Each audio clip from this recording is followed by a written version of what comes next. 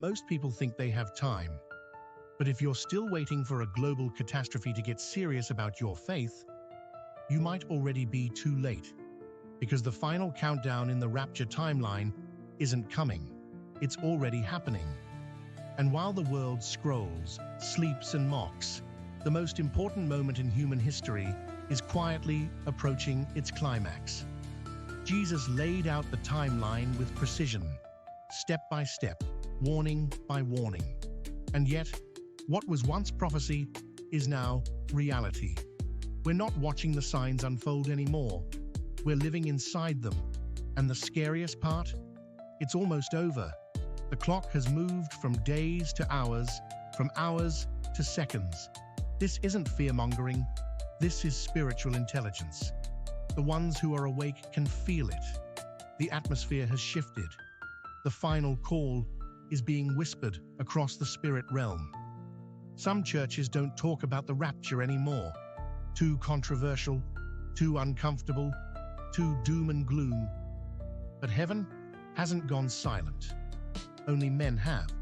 And in that silence, millions are being lulled into spiritual sleep, thinking they still have time to get ready.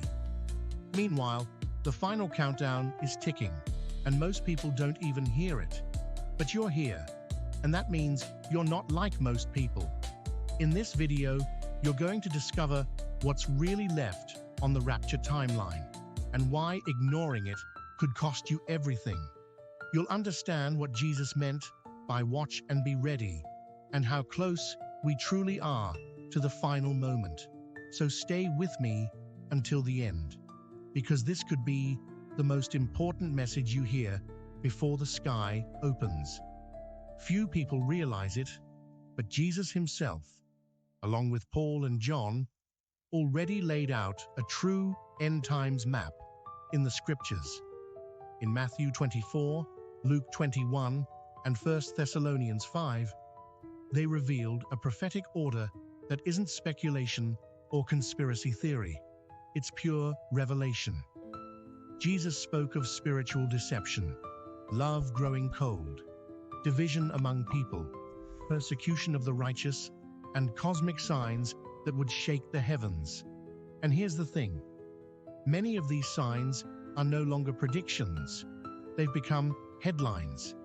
This timeline didn't just pop up with modern YouTubers or theologians. It's been unfolding since the first century, when the disciples asked, "Lord, when will these things happen?" Luke 21:7. The answer was direct and full of steps. Spiritual deception would increase, faith would grow cold, and great division would sweep even through the churches. And you don't have to look far to see it. Just open your eyes. How many absolute truths have been exchanged for convenience? Maybe you've seen it in your own life. Friends who once burned with faith now barely mention God. Families breaking apart over ideologies. Churches splitting over man-made doctrines. And all of this was foretold in advance, like pieces in a prophetic domino chain. The question isn't if it will happen, but rather, what's left to unfold?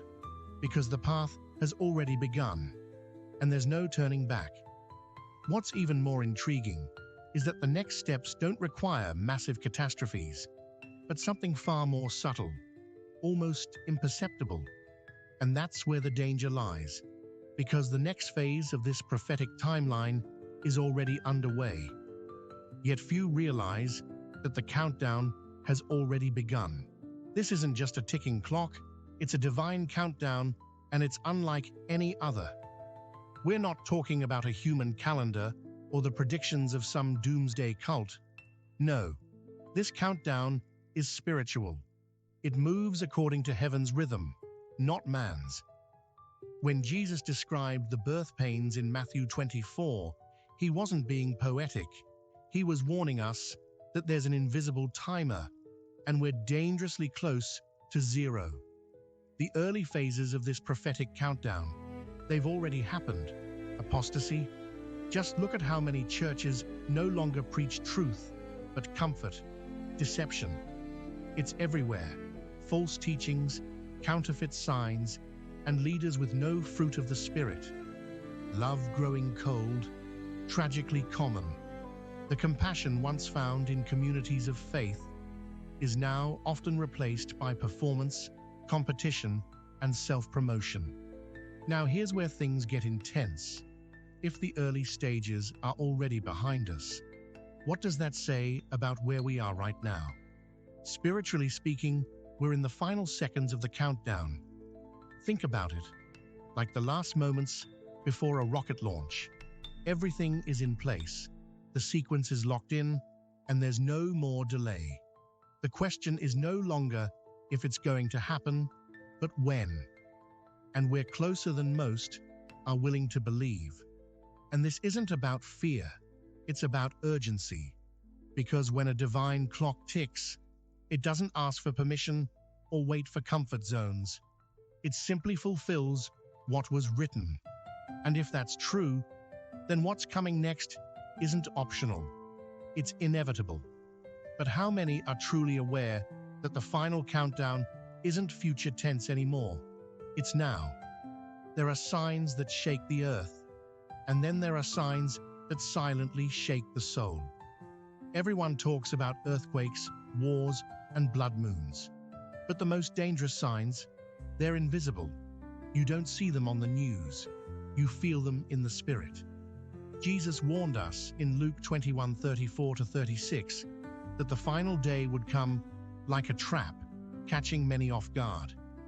Why? Because the real countdown isn't just global, it's internal. While the world fixates on political chaos and natural disasters, something much deeper is happening in the hearts of people. The love of many has grown cold, not overnight, but gradually, like a fire left unattended. Prayer lives have grown silent. Discernment has faded. Spiritual alertness is at an all-time low. These aren't dramatic signs, but they're deadly ones, like a disease without symptoms, until it's too late. This invisible countdown shows up in the way we handle distractions, hours spent on social media, zero time in the Word, passion for entertainment, but no hunger for holiness. People no longer ask, "Is this pleasing to God?" They ask, "Does it make me feel good?" That's the mark of spiritual slumber. And the enemy loves it, because a church that's entertained is a church that's unarmed. But here's the thing. Jesus gave us the antidote. Watch and pray always, so that you may be counted worthy. Luke 21:36. He knew the final danger wouldn't be what we see outside, but what we allow inside. And if the countdown is happening beneath the surface, what happens when it finally breaks into the open? God never sends judgment without first sending a warning. From Noah's Ark to the prophets of old, he always gives his people a chance to prepare. And now, through Jesus, we've been given one final prophetic alert. In Matthew 24:42-44, he tells us to stay awake, because he's coming at an hour no one expects. That's not just a poetic phrase, it's a spiritual alarm. Many will miss it simply because they were too busy, too distracted, or too confident that they had more time. The parable of the 10 virgins in Matthew 25 paints this clearly. All 10 waited for the bridegroom. All had lamps, but only 5 had oil, symbolizing preparedness, relationship, and inner fire. The others assumed they'd be able to get ready later, but later never came. When the moment arrived, the door was shut. Jesus wasn't warning sinners, he was warning the waiting.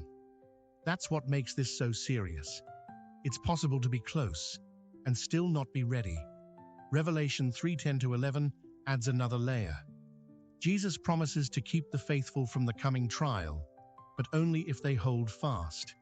That means don't loosen your grip on truth, holiness, and vigilance. The warning is clear. Your crown can be lost if you let your guard down. spiritual laziness right now is deadly. This isn't the time to flirt with compromise. It's the time to strengthen what remains and stay alert, no matter what others are doing. If we know the timeline is in motion and the final call has already been issued, then every second counts. This isn't about fear, it's about being awake. Because once the cry goes out, there's no more time to prepare. And the question remains, when the bridegroom comes, will your lamp be burning? Spiritual indifference may be the most dangerous condition of the end times and the most deceptive. Unlike blatant rebellion, indifference wears a mask of normalcy. Jesus said the days leading up to his return would mirror the times of Noah and Lot. Luke 17:26-30. People weren't doing evil things. They were just living, eating, drinking, marrying, buying, building. But in their obsession with the ordinary, they became blind to the extraordinary. They didn't ignore God out of hatred. They just didn't notice him. And by the time they realized what was happening, it was too late. The warning here isn't about violence or corruption. It's about comfort zones that make us spiritually numb. Today, we see the same pattern. Believers who once burned with passion are now preoccupied with convenience. The pursuit of comfort has replaced the pursuit of the kingdom. Church is optional, prayer is rushed, and scripture becomes background noise. If something major happens, then I'll wake up, many say. But that's a trap. The prophetic timeline won't wait for you to feel ready. The return of Christ won't be delayed because someone wanted one more weekend of normal life.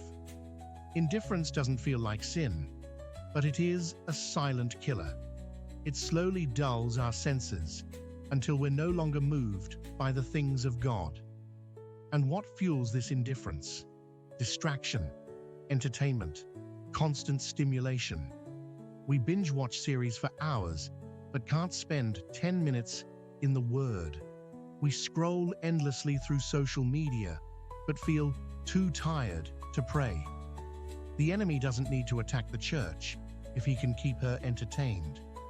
And the danger is that while we wait for some apocalyptic moment to shock us into action, we miss the slow drift happening in our own hearts. The judgment of Noah's day didn't begin with rain. It began with unreadiness. And today, that same storm is forming over a generation that thinks it still has time. That's why Jesus warned, "Watch therefore, for you do not know what hour your Lord is coming." Matthew 24:42. Watching is not passive, it's intentional. Indifference makes you think tomorrow is guaranteed. But the prophetic clock doesn't operate on our convenience. While many still live as if nothing has begun, the seconds continue to fall away. And if we're not careful, the door will close. Not with a bang, but with the quiet thud of opportunities missed. The question isn't whether the clock is ticking. The question is, are we awake enough to hear it? If we truly believe the prophetic clock is in its final seconds, then preparation isn't optional. It's survival. Jesus never called his followers to be spectators of prophecy, but participants in a divine readiness. This means living each day not with fear, but with focus.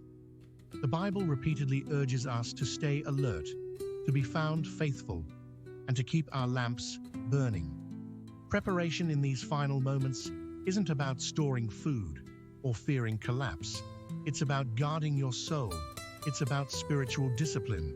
And most of all, it's about intimacy with God that can't be shaken by what's coming. Let's talk about vigilance. In Luke 21:36, Jesus said, "Watch therefore and pray always." Vigilance means living in constant awareness, not paranoia, but discernment. It means being spiritually awake in a culture that wants to keep you sedated.